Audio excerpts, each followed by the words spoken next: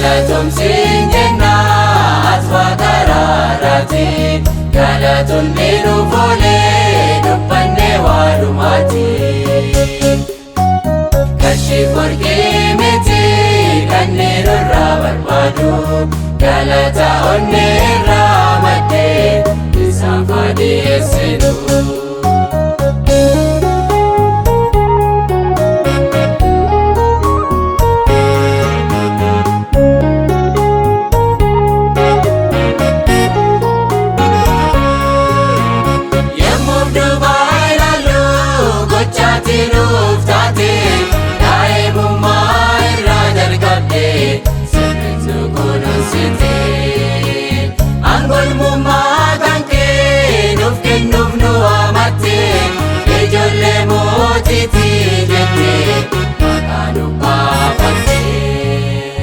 Galatum sinjenna aswaqa raarati galatun dinu fole dubbanne waalumati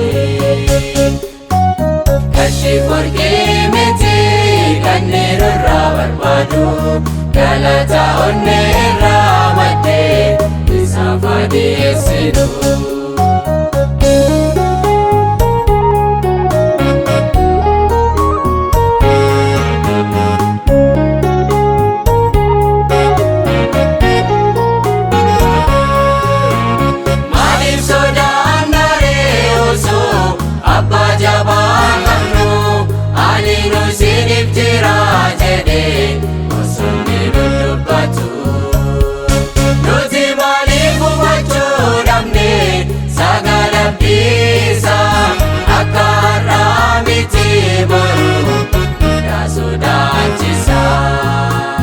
Galatum sinjenna aswaqa raarati galatun dinu fole dubbanne waalumati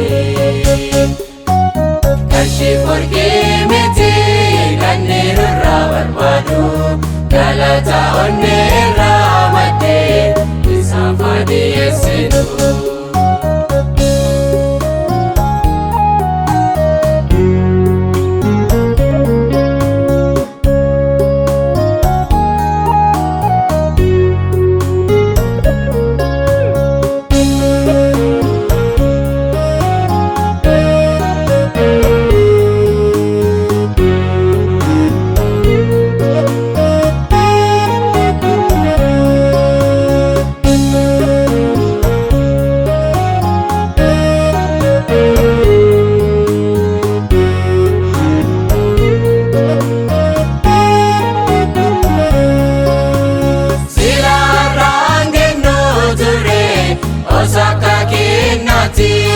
Ifamsa kan keti Yesus nutarra genneti maluma sinjenna nuti kati olma keti galatum sinjenna gofta antiksa mirati galatum sinjenna aswaqa raarati galatun dinu fole dubbanne waalumati kashi forgee miti kanneen irraa barbaadu galata onne irraa madde isaan fadhiyeessinu.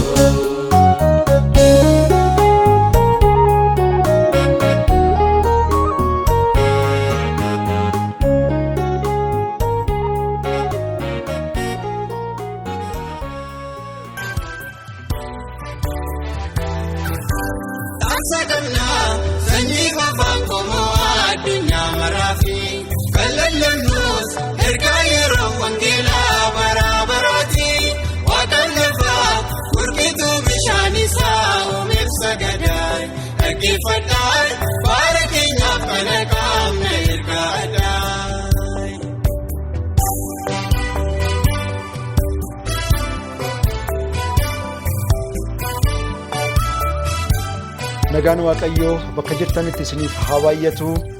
Warroonni foddaa televizyinaatiin nu daawwataa jirtanii eebbifamaa yeroo nu wajjin dabarsuudhaaf sagalee Waaqayyoo barachuudhaaf waan murteeffataniif Waaqayyo isin haa eebbisu. Sagantaa irraa oduun eegalleen duratti mataa kennaa qaqqabannee kadhanneetiin jennaa haa kadhannu. Waaqa amanamaa ardiif samii uumtee galanni ulfinni samiitti siif haa ta'u. Yaa Waaqayyoo yeroo kana kunoo sirraa barachuuf si afutti argamna. Ayyaanni kan kee hundumaa bakka jirutti yaa Waaqayyoo tuquun barsiisuun fedha kan kee haa ta'u. Abbaa amanamaa sagalee kan kee ka jireenyaa kana hin dhaabanneetiin jennu yaa Waaqayyo hubannoota ati nuuf kenni. Akka hubannu yaa Waaqayyo akka ittiin jiraannu ati nu gargaari. Jalqabaa haga xumuraa ati nu wajjin jiraadhu. Nu eebbis fedha kan kee haa ta'u maqaa gooftaa Yesuustiin. Ameen.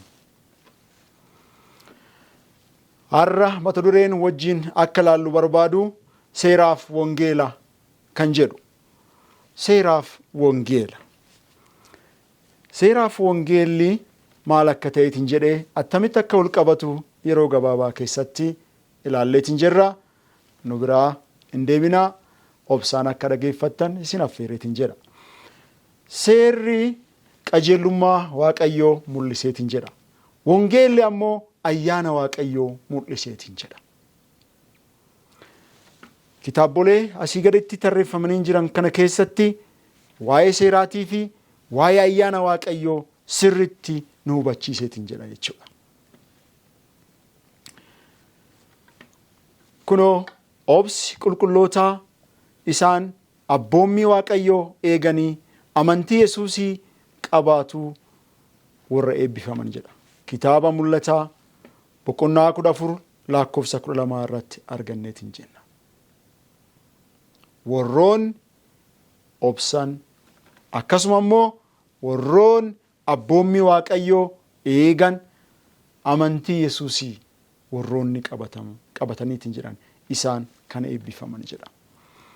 Obbolootaaf obbolootota jaalatamoo. Seexanni karaa lamaan namoota gowwoomseetiin jedha. Waa'ee seeraa irratti. Tokkoffaan namoonni tokko tokko ayyaanni jira. Kanaaf seerri hin barbaachisu jedhu.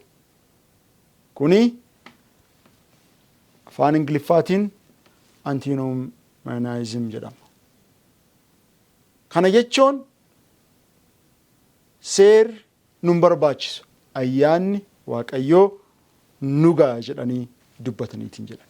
Inni lammaffaan ammoo kaseetanii namoota ittiin gowwoomsuu seera eeguu qofaan fayyina jedhanii namoonni amanan hin jiran. Inni Ingiliffaan legalism jedhama. Kunniin lamaanuu dogoggora akka ta'e argineetiin jenna. Macaafni qulqulluun kan nu barsiisu kanaan adda. Macaafni qulqulluun maal jedhee nu barsiisaa? Seerri fayyina hin kennu. Garuu fayyinni dhugaan nama seera akka kabaju maal godha? Ni taasisa jechuudha. Namni fayye tokko dhugaan namni fayye tokko maal ta'a? Seera kabajeetiin jedha jechuudha. Seerri mataa ofiitiin nama hin fayyisu. Seeriif wangeelli waliin morman namootatu wal mormisiisaara malee. Wal guutan malee seeraaf wangeelli. Namni tokko wanti inni dalagaaru gaariidha jedhee yaaduu danda'a. Garuu seerri Waaqayyo ammoo yeroo isaa ilaaleetiin jedhu maal akka ta'e isatti agarsiiseetiin jedha. Maaliin? Wangeelli Waaqaa jechuudha. Namni tokko isaaf wanti inni hojjetaaru sun gaarii itti fakkaachuu danda'a. Waan gaarii waan meeshaa hojjetaara jechuu danda'a. Wanti sun gaarii ta'ee hamaa ta'ee kan ittiin beekuu danda'u madaalliin wayyoo hin jiraanne attamitti beeka namni sun. Kanaaf namni tokko waan hammeenya dalagaaru san beekuudhaa fi istaandaardii ho'i seerrii ho'i jiraachuu fi qaba jechuudha. Kana wajjin naalleetiin jedha. Kutaa tokkoffaa keessatti maaliif Waaqayyo seera kenne? Gaggabaabsinee ilaalleetiin jenna. Waaqayyo maaliif seera kenne? Kitaaba Ba'uu boqonnaa 20 madhaxxanii yoo dubbifattani seerri tulluu Siinaa irratti kenname. Garuu namoonni tokko tokko akkana jedhu. Seerri Siinaa qofatti kenname jedhanii ilaalan, amanan. Miti. Seerri dhugaa gaara Siinaa irratti kenname, garuu ammoo hennaa gaara Siinaa irratti kennameetiin jedhu hennaa barreeffamaan yookaan Waaqayyo isaaniif kenne agarsiisa malee seerri achiin dura akka jiru ragaan kitaaba qulqulluu nutti agarsiisa. Ragaa isa tokkoffaa ilaallee Addaamiif Hewaaniin yoo ilaalleetiin jennu isaan maal ta'an? Cubbuu hojjetan. Cubbuu akka hojjetan maaliif beekan? Seerri waan kennameef. Seeraan madaalaman jechuudha. Qaayiliif Abeeliin yoo fudhanneetiin jennu Qaayil maal godhe? Abeeliin ajjeese. Ajjeesuun isaas dogoggora ta'uu maaliin beekama? Seeraan. Kanaaf maal godhe? Dhufee gaafateen. Meeti obboleessi jedhee gaafate. Obboleessi kee meeti? Ani eegduu obboleessa kiyyaatti jedheen. Yoosefiin yoo ilaalleetiin jennu Waaqayyoon akkamitti cubbuu hojjedhaa jedhee deebise Yoosef. Attamitti cubbuu hojjedhaa jedhee deebii kenne. Hennaa maal ta'u? Hennaa haati manaa Phooxifaar qormaatatti taatu. Kabiraas haalaallu ragaa. Abrahaam ajaja Waaqayyoo eegaa ture. Kitaaba uumamaa boqonnaa 26 lakkoofsa 5 dhaqxanii yoo dubbifattan. Waan isa ajaje eegaa ture. Sun maali? Seera jechuudha. Seerri gaara Siinaa irratti uduun kennamneen duratti.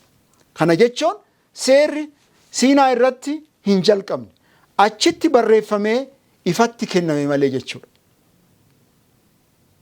Kaayyoo seeraa haa laallu. Seerri kaayyoon isaa maali?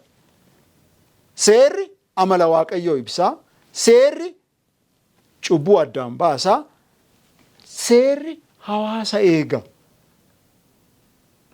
Maaliif? Achi sanirra akka hin darbine wanti wayii daangaa yoo itti godhame daangaa san namni hin lufu. Hawaasni waan san hin godhu jechuudha. Kaayyoon seeraa. Kaayyoon seeraa gara Kiristootitti maal godha? Nama geessa. Gara Kiristoosii nama geessa. Seerri. Kutaa lammaffaa irratti seerri Daawitii akka ta'e argineet hin jennu. Kitaaba Roomee boqonnaa 3 lakkoofsa 20 irratti seeraan cubbuun beekama jedha. Seeraan cubbuun beekama. Cubbuun cubbuu ta'uu ka beekamu maaliidhaan? Seeraan. Namni tokko uffata isaa akka dhoqqee irra jiru ka beekuu danda'u maali? Yoo Daawitii dhaqee ilaaleetiin jedha. Daawitii san afoo dhaabatee yoo jedhe waan isarra jiru maal ta'a? Hin beeka jechuudha. Hin arga jechuudha. Garuu ammoo Daawitiin sun maal hin godhu? Dhoqqee san isarraa qulqulleessuu yookiin irraa kaasuu fi hin danda'u jechuudha. Ka qulqulleessuu danda'u cubbuu keenyarraa ka bilisa nu baasuu danda'u eenyuun qofa? Yesuusin qofa. Yesuustu bilisa nu baasa. Yesuustu nu qulqulleessa. Garuu ammoo Daawitiin sun seerri jechuudha. Daawiti jennee fudhataarru kunini Daawitiin kunini maal godhaa? Rakkina keenya nutti agarsiisa. Rakkoo keenya yoo argineetiin jenne ammoo namni rakkoo ofirratti arge suni maal ta'a? Gara Kiristoosii dhufa jechuudha. Fuuldura isaa dhufee araara gaafate jechuudha. Yaa Rabbi si shakkeera. Yaa Rabbi si yakkeera. Si gaddisiiseera. Naaf dhiisi jedhee Waaqa ofii kadhate jechuudha. Kanaaf seerri nama hin fayyisu. Garuu fayyisaa barbaadachuuf akka nu barbaachisu akka beeknu nu godha jechuudha. Akkas akka taanu nutti agarsiisa jechuudha. Inni xuruu cubbuu agarsiisa malee cubbuu nurraa haquu balleessuu hin danda'u. Nama gara Kiristoosii geessa malee ufii nu fayyisuu hin danda'u. Yaaqoob boqonnaa 1 lakkoofsa 23 hanga 25 irratti yennaa laalleetiin jennu maal jedhaa? seerri akka Daawitiiti jedha. Akka Daawitiitti ibsameera bakka sanitti. Seerri nutti agarsiiseetiin jedha jechuudha. Wangeelaaf seerri gargar bayuu hin danda'u. Namoonni gargar baasuu barbaadan. Garuu ammoo gargar bayuu hin danda'u. Kitaaba Roomee boqonnaa 3 lakkoofsa 20 irra dhaqanii yoo dubbifattanii seenaa cubbuu akka beeknu nu gargaara jedha seerri. Galaatiyaa boqonnaa 3 lakkoofsa 24 dhaqanii dubbifattan ammoo seerri gara Kiristoositti nu geessuu fi barsiisaa keenya akka ta'eetiin jedhe nutti dubbateetiin jedhe. Seerri maal godha? Gara Kiristoosii nu geessa. Attamitti beennee deemna gara Kiristoosii yoo seerri hin jiraan? Kitaaba Roomee boqonnaa 7 lakkoofsa 7 irratti ammoo seera malee cubbuu hin beeknu jedha. Seera malee cubbuu beekuu hin danda'u. Yoo seerri jiraateetiin jedhe maal ta'an? Cubbuu beekuu nu dandeenya jechuudha. Kutaa 3ffaa irratti Yesuus seera diige moo hin raawwate? Mee haa laallu. Qabxii kana wajjin haa laallu. Kitaaba Maatiyos boqonnaa 5 lakkoofsa 17 irratti dhaqanii dubbifattanii ani seera diiguuf hin dhufnee jedha. Maal godhuuf malee? Raawwachuuf malee jedha. Namoonni gariin Yesuus seera akka waan diigee kana jijjiiruuf akka waan dhufee dubbatan. Inni ka jijjiiruuf dhufee jiru seera oduu hin taane raawwachuudhaaf, raaga dubbatame san raawwachuudhaaf, bilisa nu baasuudhaaf, dhiiga ofiitiin nu bitee jireenya bara baraa nuuf kennuudhaaf dhufe. Yesuus hin olaalleetiin jennu maal ta'e? Sanbata eeggate. Abbaa isaa kabaje. Soba hin beekne, soba hin dubbanne, nama jaalate. Yesuus wanti inni raawwataa ture kam? Akkuma beekamu yeroon isaa ga'etti gara mana kadhaa akka deemaa ture argineetiin jenna. Fannoon Yesuusii maal agarsiisa? Yesuus waan ta'uuf jiru san raawwachuuf akka dhufee fi jaalala isaa agarsiiseetiin jedha. Yaa fira koo, eega seerri hin barbaachifneetii Yesuus maaliif du'e? Yesuus maal ta'e? Gatii du'aa san kafaluuf jedhee nuuf du'e jechuudha. Seerri sun duubatti hin deebu. Seerri sun hin raawwatamu. Fakkeenyaaf Daani'eliin yoo argitanii Nugusichi Daani'eliin maal godhee? Seerri hin baye. Seera baye sanii deebisuu hin danda'u duubatti. Kanaaf maal godhe? Gara boolla leencaa sanitti gate. Uduma jaalatu seera san takka yoo baye deebisuu hin danda'amu ture bara sanitti. Kanaaf maal jedhe dhaqee Daani'eliin? Yaa Daani'el, Waaqayyoon waan ati waaqeffatu san suni boolla leencaa keessatti afaan leencaatii si hambiseeraa jedheen. Maaliif kana jedhe? Seera san duuba deebisuu waan hin dandeenye. Kanaaf Yesuus illee maal? Seera gatiin cubbuu du'a jedhu san isa kafaluuf maal ta'e? Dhufee nuuf du'e. Ilma ofii tokkocha nuuf kenne. Wanti sun duubatti deebi'u manna maal ta'uu qaba? Yesuus dhufee nuuf cincaa ta'e jechuudha. Eega seerri hin barbaachifne maal godhuuf Yesuus dhufee nuuf du'e? Yesuus wanti dhufee nuuf du'eef maali? Du'a keenya nuuf du'e. Bakka keenya nuuf bu'e. Dhiiga ofii nuuf jisse. Akkasiin maal godhe? Nu fayyise jechuudha. Seerri waan hin balleeffamneef Yesuus nuuf du'e jechuudha. Seerri sunini waan jiruufi dhufee nuuf cincaa ta'e jechuudha. Duuti Yesuusii agarsiisaa seerri jijjiiramuu hin danda'u jedhu nu agarsiiseetiin jedha. Kanaaf Yesuus abdiin keenya maali? Abdii keenya nuuf ta'ee, nuuf du'ee, jireenya nuuf kenna jechuudha. Fakkeenyaaf mana murtiitti namni tokko seera cabsee adabbiin itti murtaa'e. Adabbii itti murtaa'e kana abbaan murtii adabbii sanaa kan ta'e ofii isaa waan san baasee balleessaa inni balleessan kafale. Kuni kafaltii maaliiti? Kafaltii ayyaana Gooftaa Yesuus Kiristoosiiti. Fakkeenyuma kanaan yoo ilaalleetiin jenne maal taane? Nu cubbuu hin banne. Cubbuu keenyarraa kan kaane maal taane? Du'atu nutti murtaa'e.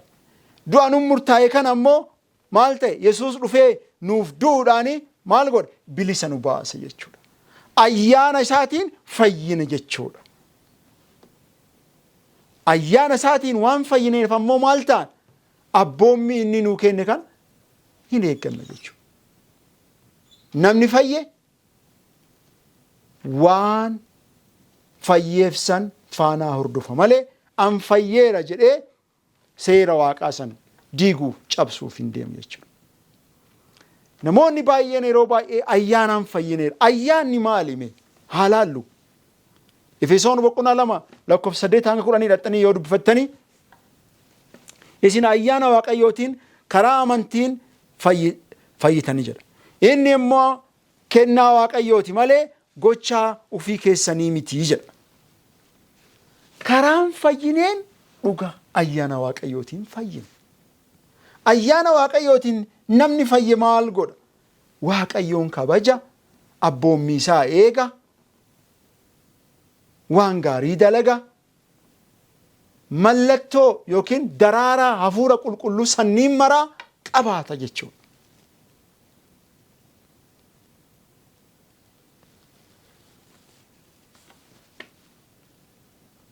Ayyaanni kennaa waaqayyooti. Hin bitamu.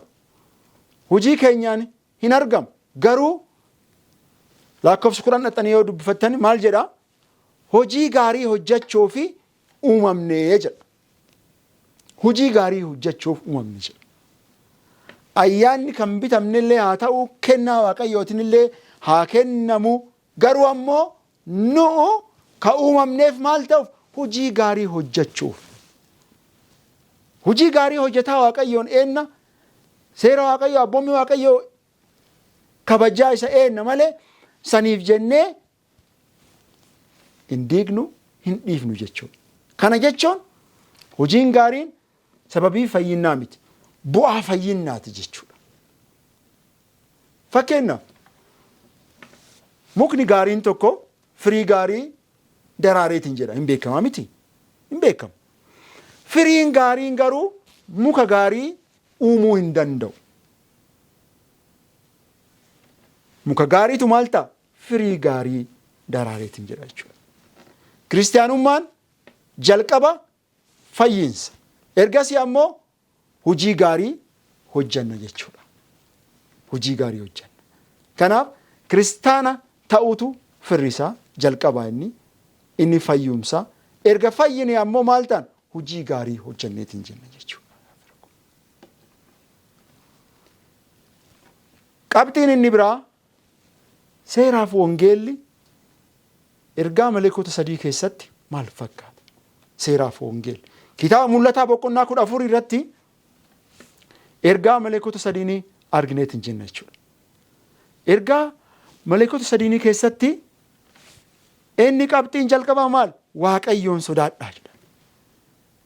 Isa maal godhaa? Waaqeffadhaa jedha. Inni qabxiin lammaffaa. Sadaffaan ammoo Baabilooniin keessaa ba'aa jedha. Arfaffaanoo mallattoo bineensaa irraa of eeggadhaa jedha. Kun maal? Seera.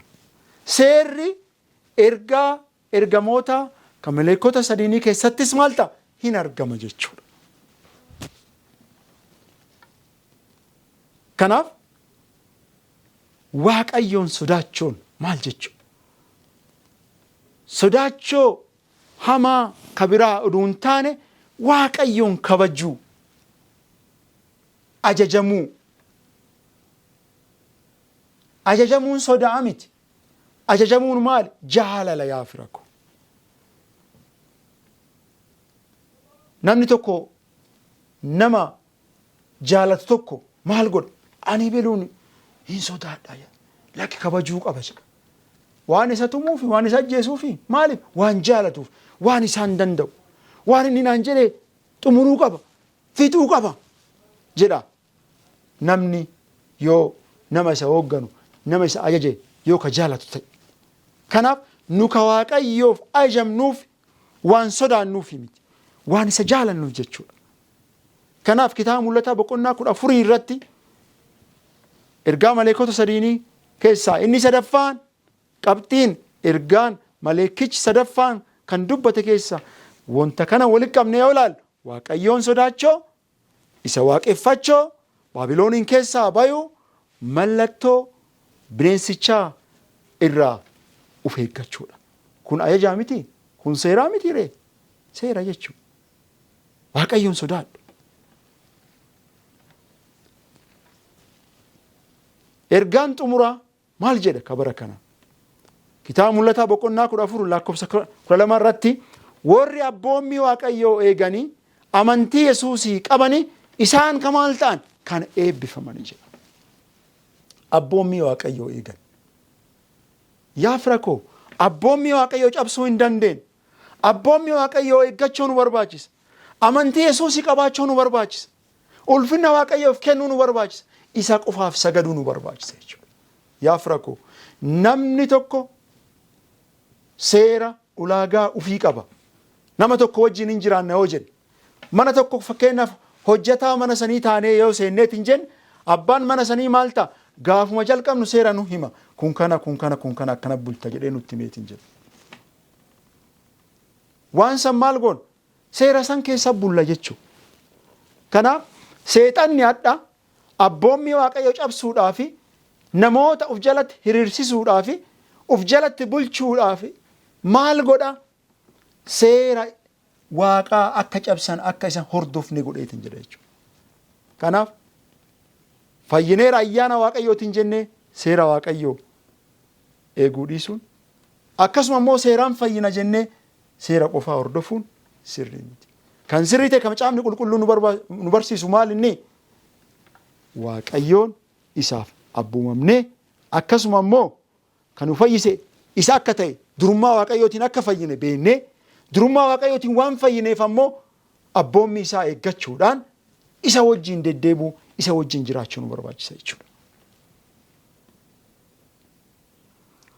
Warri abboommii Waaqayyoo eegan amantii Yesuusii qaban isaan warra eebbifaman jedha. Kana keessatti seerri jira, wangeellis jira. Dubbii amma qabxii kaafne kanneen keessatti wangeellis jira, seerris jira. Macaafni qulqulluun kana lamaan wal qixa barsiiseetiin jedha. Seeraa fi wangeelallee jechuudha. Wal qixa barsiisa malee gargar hin baasuuyyuu.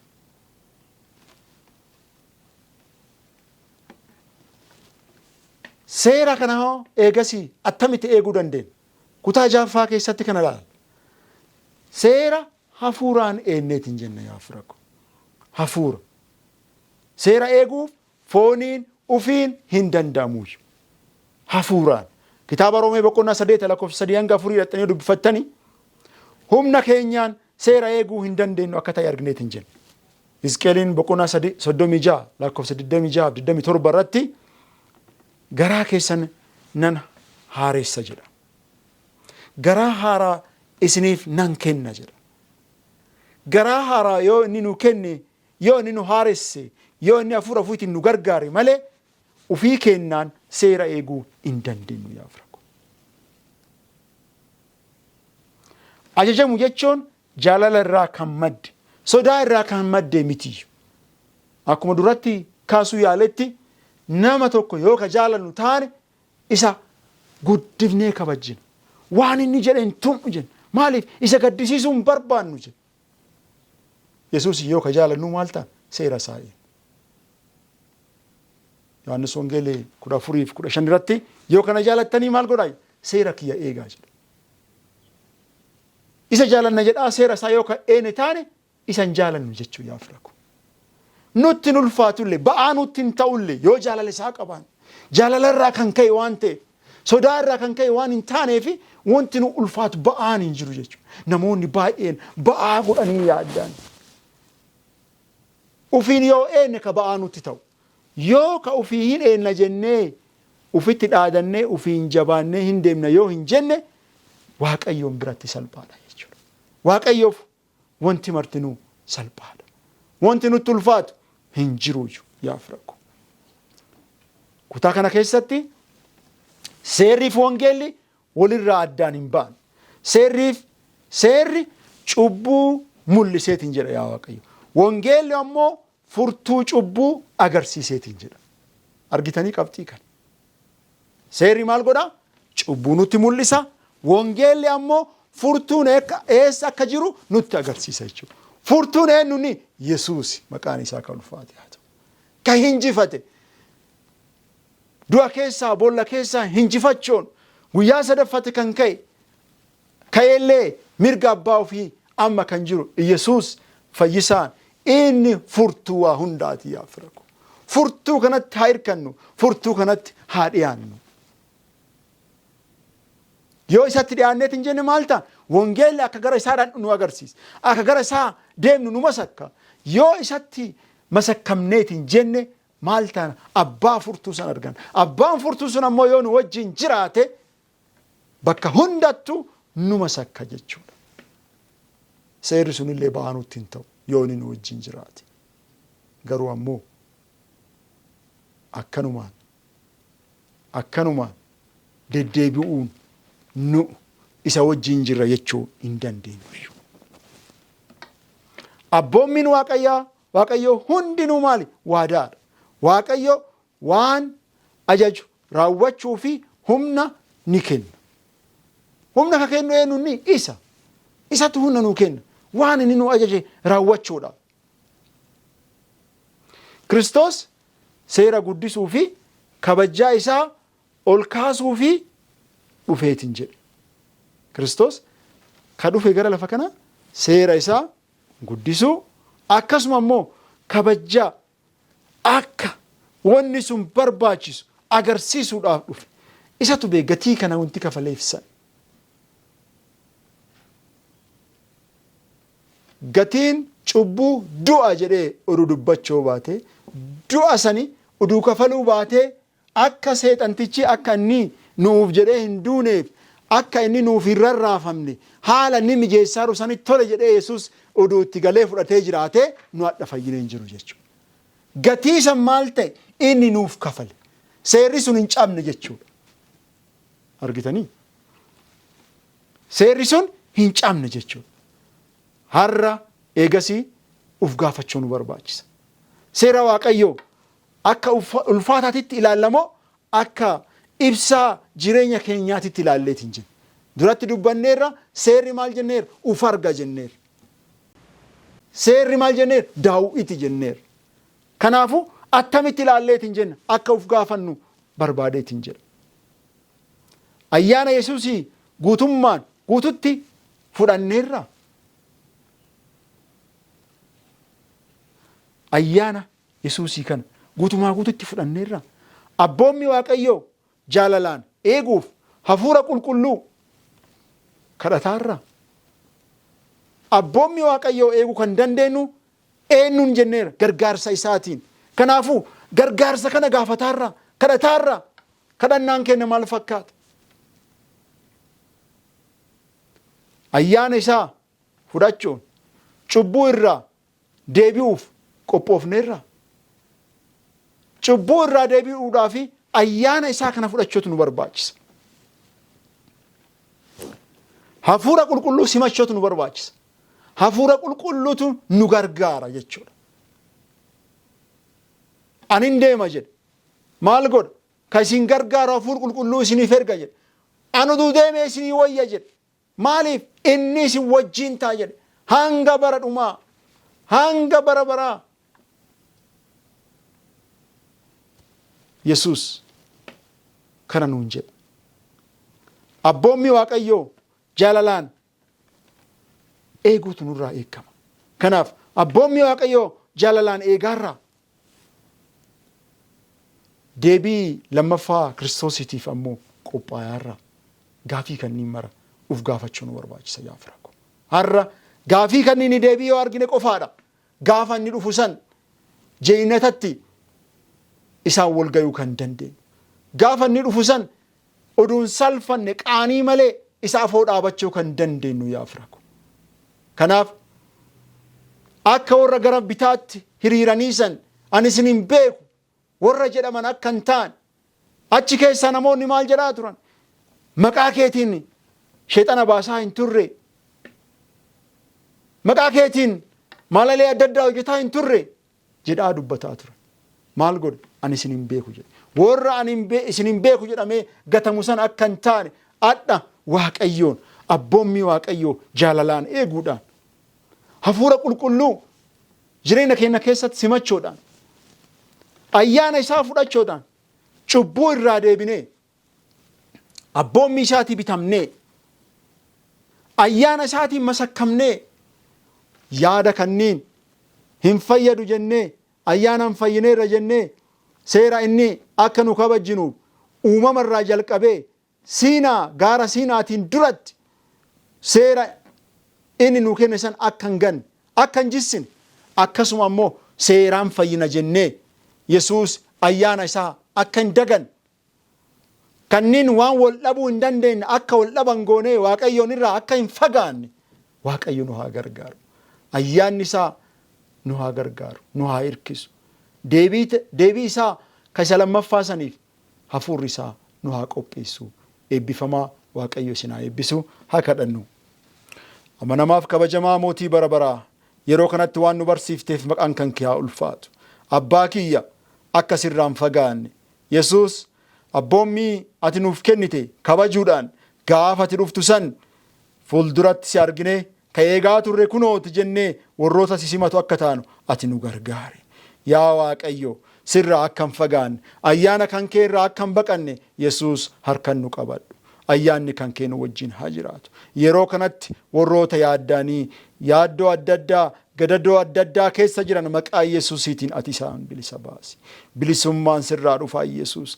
Ayyaanni kan kee isaan haa gargaaru. Harka isaanii haa qabatu. Ayyaana keetiin nu wajjin jiraadhu. Kadhageenneen akka ittiin jiraannu ati nu gargaari. Nu jijjiir, nu eebbisi, harkaan nu qabadhu. Nu ceessisi. Maqaa Gooftaa Yesuusiin si kadhanna. Sanyii afaan Oromoo addunyaa maraafi kallallannuus ergaa yeroo wangeelaa bara baraati waaqaan lafaa gurgituu bishaan isaa uumeef sagadaa dhaggeeffadhaa baara keenyaaf kana qaamna ergaa addaa.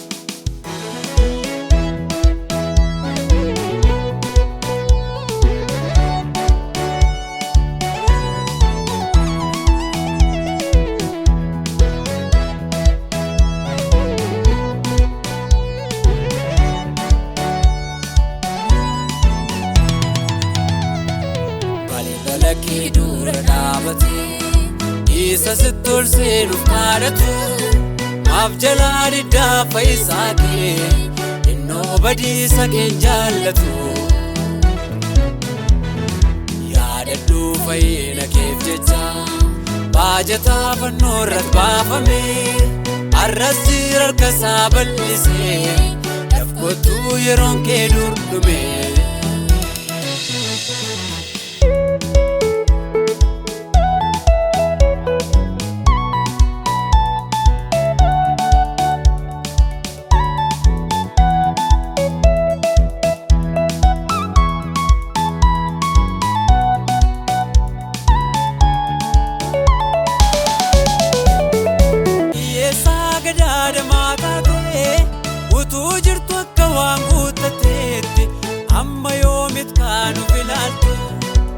isa qullaa kee akkan salphanneef uffata diisitti uwwisu Yesuusin maaliif hin affeertu badiisa kee waan hin jaallanneef yeroo dabalataa siif kenneetu dhaabbatee si eega michuun kee dammaqi ilaali meeddoo jirtu maalirraa akka kuftee si yaadadhu si jalaa fuudhamuuf ibsaan kee dammaqaa ta'ii isa sirkatti laafe jabeessi isa cubbuu keetti si qulleessu fannoo Yesuus jaalatti of geessi qooda soogiddaa mi'aawu addaa kan taate argamte ibsaa qabsiifamee sirkaa jiru maaliif guuboo jaala dhoksite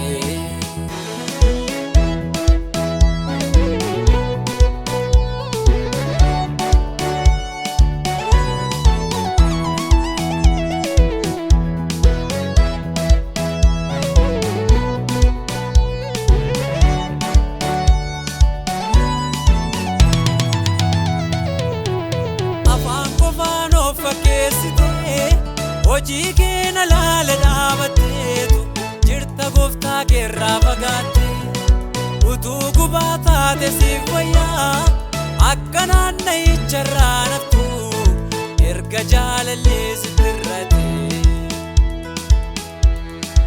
ergamaan mallattoo fuudhatee ni dhufaa daddafii ilaalladhu iddoo irra dhaabbachuun siif ta'u kan mallatticha ofirraa qabne afaan billaa jalaa eenyullee raawwatee ooluu hin danda'u balbala kee dura dhaabatee isa sitti ol seenuuf kadhatu maaf jalaa diddaa fayyisaa kee innoo badiisa kee jaallatu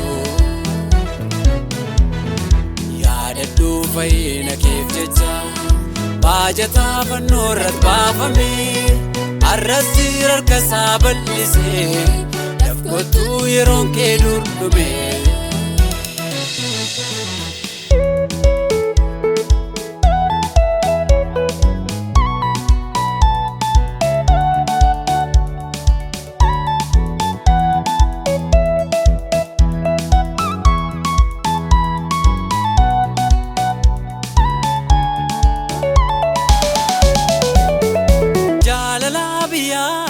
lafaatti hidhamte kan deddeebitu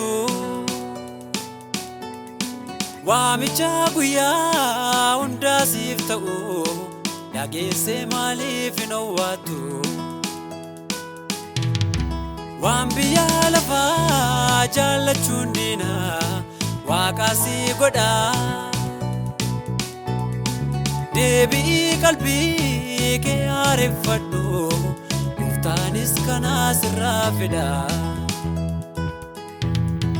simii fuudhadhu waamicha raaraa badiisaaf miti gooftaan jireenyaaf si waameera simii fuudhadhu waamicha raaraa badiisaaf miti gooftaan jireenyaaf si waameera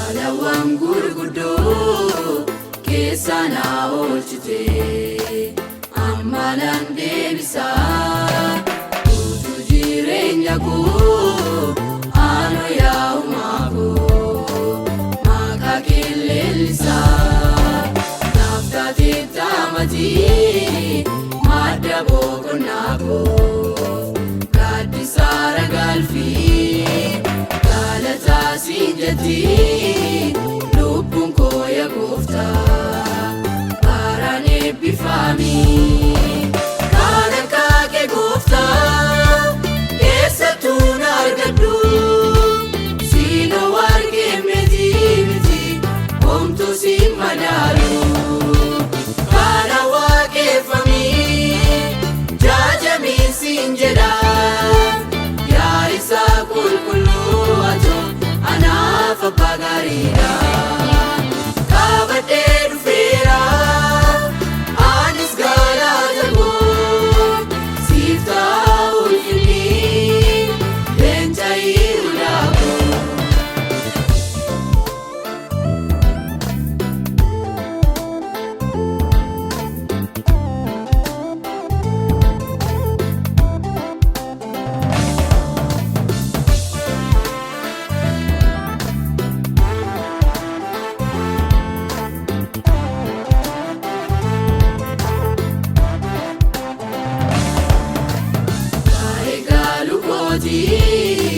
Waardiyyaa taateetu lubbuu koo na eegda jabaadhu naan jettee yeroo rakkinaa koo harka koo na qabda.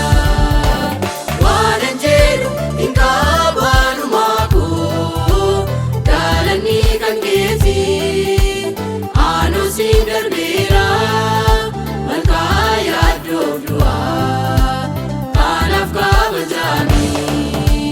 Waanan jedhu hin qabaanumaa koo galanni kan keeti aanoo siin darbeera malkaa yaaddoof du'aa kanaaf kabajamii. Kan akka kee Gooftaa eessattuu na argadhu siinoo argee miti homtuu siin madaalu. Kana waaqeffamii jaajamii siin jedha yaa Isaa qulqulluu atoo anaaf abbaa gaariidha. Qabadhee dhufeera anis galata koo siif ta'a ulfinni leenca Yihuudaa koo.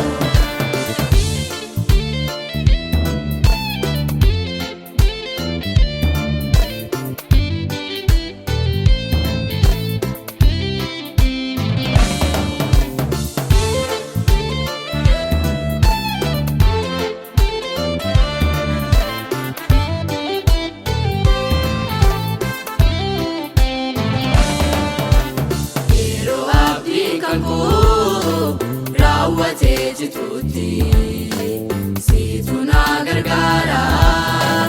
Dhukkuba hedduusaas siin baraarameera ansilaa badeera. Nama hundaaf ta'ee bulchiinsi kee Gooftaa toon mormatu baarumaan jiraadhu Waaqa abboota keenyaa hundumaa kan taatu. Nama hundaaf ta'ee bulchiinsi kee Gooftaa toon mormatu baarumaan jiraadhu Waaqa abboota keenyaa hundumaa kan taatu. Siif mala galaanni siif mala waaqeffamu dhugaanii fuula kee duraatti cubbamoonni taasaa waliin jaalanii. Hundumaaf kan nuti fannootu ragaadha jaalalaa keef ansinaan faarfadha akka dhaalataa baana guddistee. Siif mala galaanni siif mala waaqeffamu dhugaanii fuula kee duraatti cubbamoonni taasaa waliin jaalanii. Hundumaaf kan nuti fannootu ragaadha jaalalaa keef ansinaan faarfadha akka dhaalataa baana guddistee. Siif mala galaanni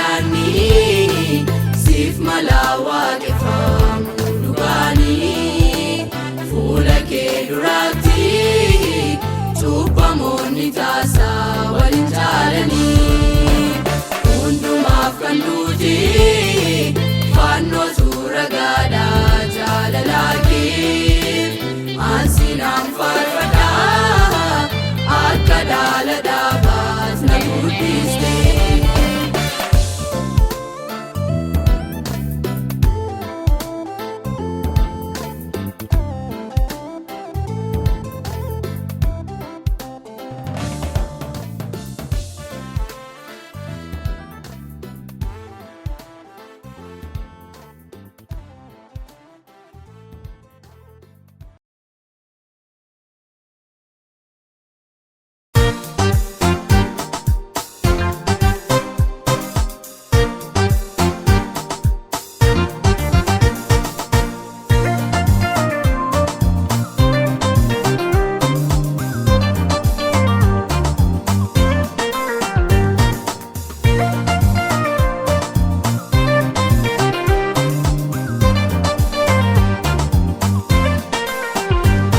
harka kee qabee kan nama hin dhiifne saniini gooftaan qabii sodaachise barri kuni waggoota baay'ee si wajjin ture si faarsa utii kiyyaallee haa ta'u mana kee keessa waggoota baay'ee si wajjin ture si faarsa utii kiyyaallee haa ta'u mana kee keessa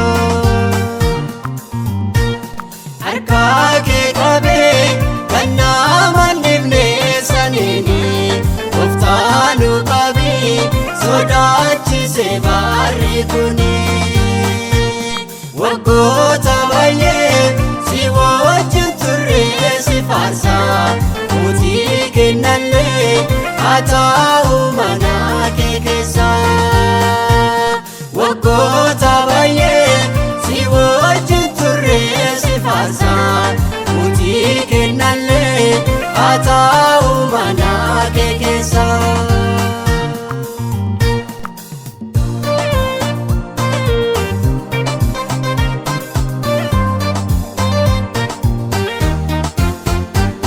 Beetiroos illee ani sin wakkaadhu jedhee godhuu asa'ee si wajjin du'uu kutadhee osuma jedhu intichi koree kuffisee tullee yaadadhu kanaatu nu sodaachisee harka kee qabee kan nama hin dhiifne saniini gooftaan qabii sodaachise barri kuni waggoota baay'ee si wajjin ture si faarsa utii kennallee haa ta'u mana kee keessa waggoota baay'ee si wajjin ture si faarsa utii kennallee haa ta'u mana kee keessa.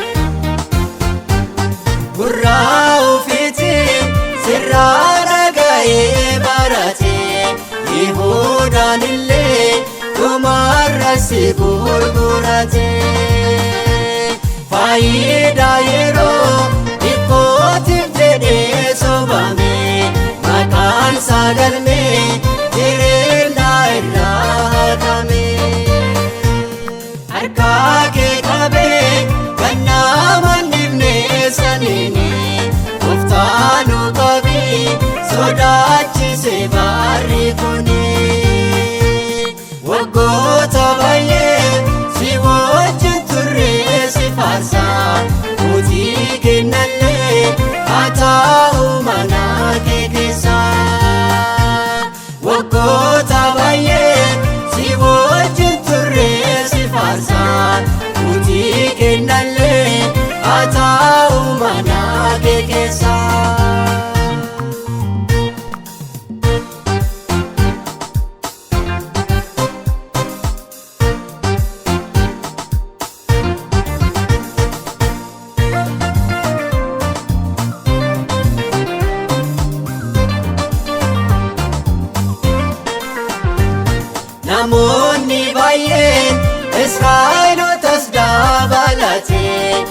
wajjin ture dhumarratti kufee salphatee addaa si wajjin finnee faarsinee gorsinee meenuu yaadadhu buutii kennaa akkanfannee harka kee qabee gannaa mandifnee saniini gooftaanu qabii sodaachisee baarri kuni waggoota baay'ee si wajjin turre si faarsaa buutii kennallee haa ta'u mana kee keessa waggoota baay'ee si wajjin turre si faarsaa buutii kennallee haa ta'u mana kee keessa.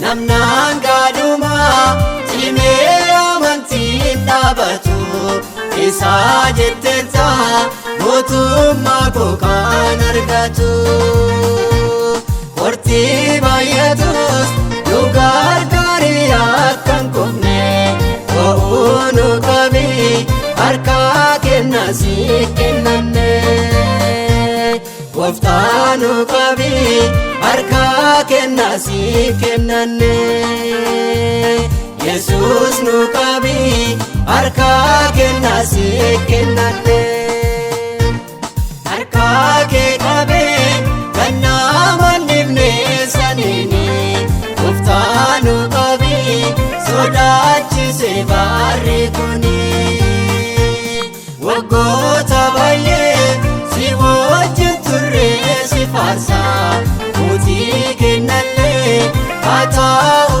mana kee keessa waggoota baay'ee si wajjin turre si faarsaa buutii kennallee haa ta'u mana kee keessa.